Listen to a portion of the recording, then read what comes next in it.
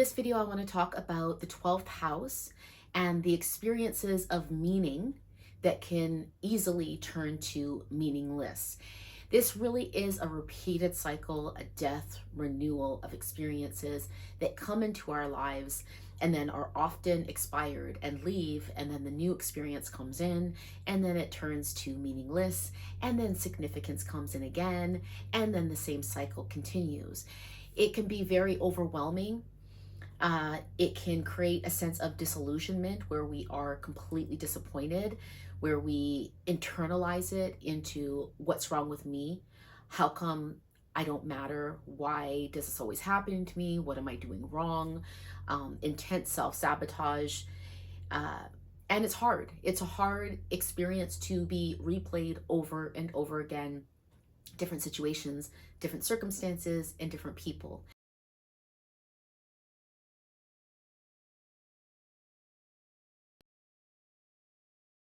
So my name is Tracy Leela, spiritual medium and astrologer. I want to encourage you to subscribe to the channel, like the video, turn on notifications, and know that your support on my channel really does help it to grow. And in its growth, I'm able to reach more people who are in need of some comfort in their healing journey.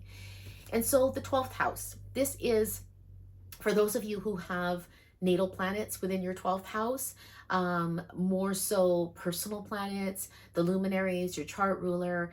You are really going to experience this if you scan back throughout your life, and it is something that I believe that we're going to continue experiencing. The key is to be consciously aware of these experiences, so we know that it doesn't go without meaning, even though these experiences come in and then they leave. And so really what this is relationships, circumstances, situations that hold so much significance, that was once so important that we can almost sense and know that there's an expiry date, and that it's ending, and that what was once so important to us, either a person or a situation, is no longer relevant. It just holds no meaning. There's like a void, a nothingness. And this is hard because, especially if it's involving other people, because there's this end of relationship, right? Either the person walks away from you, or you feel that you need to walk away from them, but there's an ending. And it's hard to process, again, depending on your placements and aspects. And so it can lead into depression very easily, addictive behaviors very easily, confusion as to why this keeps happening to me. This is a recurring thing. Just as something good comes in, it's taken away. The 12th house is the house of loss, and things are all often taken away from us. And I feel like that aspect of the 12th house is correlated and related to this experience of being meaningful to meaningless in many situations and circumstances. And so I think just in this conscious awareness, we're able to take a weight off our shoulders and realize that it's all for something, and everything that we experience is not for nothing. There's a reason behind it. There's a purpose. Our spiritual senses can really kick into gear before the ending happens, where we have this sense and this knowing that it's about to expire. This is from my own personal experience with the luminaries, my chart ruler, and Mercury in my 12th house. I find that relationships, maybe certain things that were of interest to me at one point that were so important, just loses all its meaning. And I'm like, I just don't even care about it anymore. Or someone that was so important, I'm like, I can feel that our relationship is about to end, that we need to part ways, that we're going to part ways, that it's inevitable, that it's going to happen. And this process really is inevitable. It is a recycle. It is a cycled pattern of death and renewal. And so I have 7 solutions to help prepare for the inevitable. Number 1 is to be aware of this truth and come to terms with it. Acceptance. It's reaching that level of human consciousness of acceptance, because when we reach that level of acceptance, that says that we can forgive, we can let go, We can surrender because we accept what is, what was, and we're okay with it. We're comfortable with it. And that is a great place to be. Number 2 is to be prepared for deep understandings through each experience. Be prepared, but also be intentional in the discovery of deep understandings, meaning you need to put yourself into a space to really understand what's happening. And sometimes that's not going to come right in the moment. That may come just later in life where you'll reflect back and you'll be like, okay, I understand now why that had to happen. But just be prepared that the deep understanding most likely will come to help you realize why it had to end and what the lesson was to learn in that process. Number 3 is to catch the moment that you feel small, insignificant, disappointed, empty, confused, pissed off, whatever emotions come up because of the ending of what once was meaningful.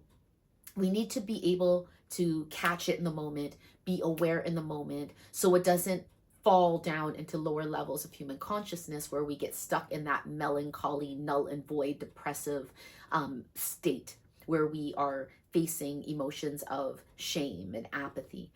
That's a very dangerous space to be, and it's very hard to climb out of that space. So when you catch it in the moment, it gives us the opportunity, which is number 4, to be still, to be conscious, consciously aware. This is conscious healing. Through our awareness, we create understanding, and that's when we heal.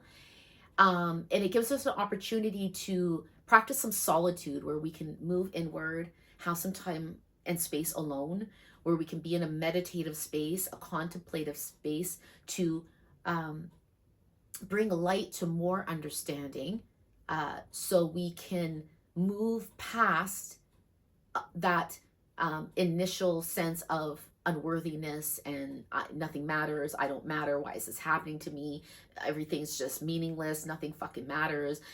It's a horrible place to be, but if we can catch it and we have the knowledge to know, I need to move inward, I need some time for myself, I need to be reflective, contemplative, journal, meditate, then we can move past it easier, quicker, and come back to a sense of light in our life and experience.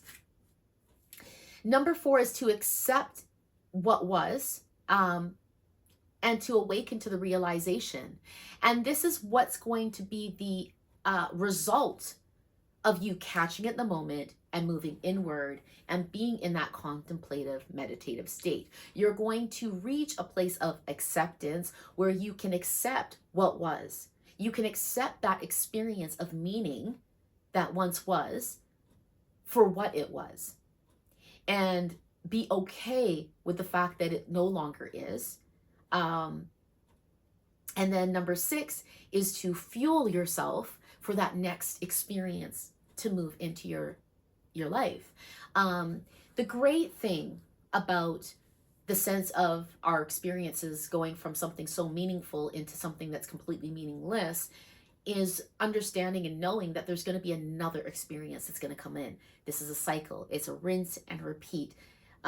Most likely different situation, different scenario, different people, but there will be a next experience that's going to light up your life and put a smile on your face and make you feel good inside and be really connective. And it's going to hold so much meaning, whatever that is for you.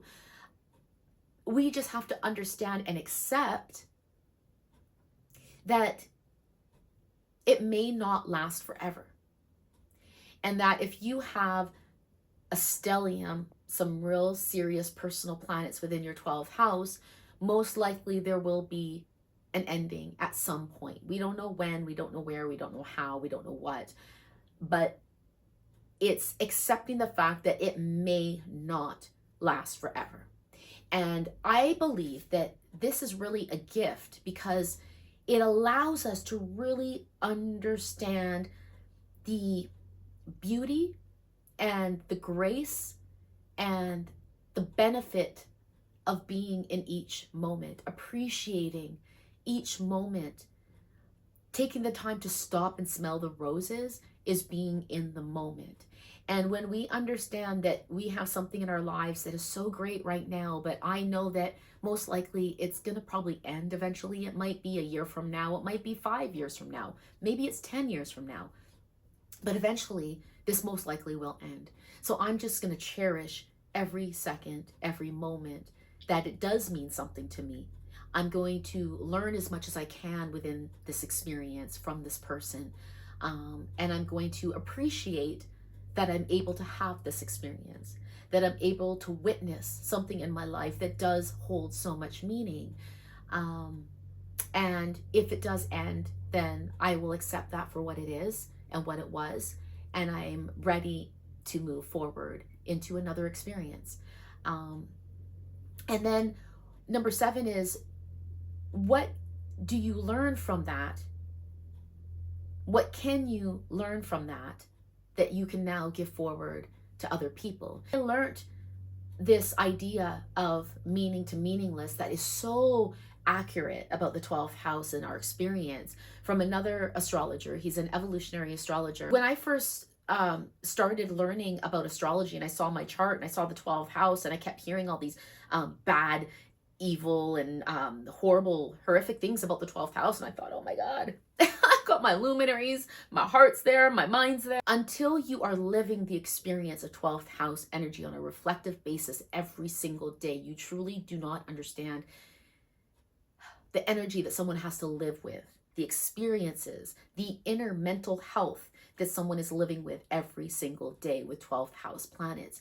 And this is one experience. And so this astrologer that I learned and heard about the meaning to meaningless, it was like a breath of fresh air, because it was like, finally somebody understands what I'm experiencing. The suffering is real. And this experience from meaning to meaningless is real. And the disillusionment that can come from it when we don't understand that this is just part of our experience, and to see the beauty in it, and to see the deep understandings and how it can actually help us on our life path, is deep. And so in my learning about it and me understanding it, being a 12th house person with a stellium there, I want to now give this back to you in service to help you understand that it's not for nothing. It's all for something. And that it's just part of your journey and your life experience at this time.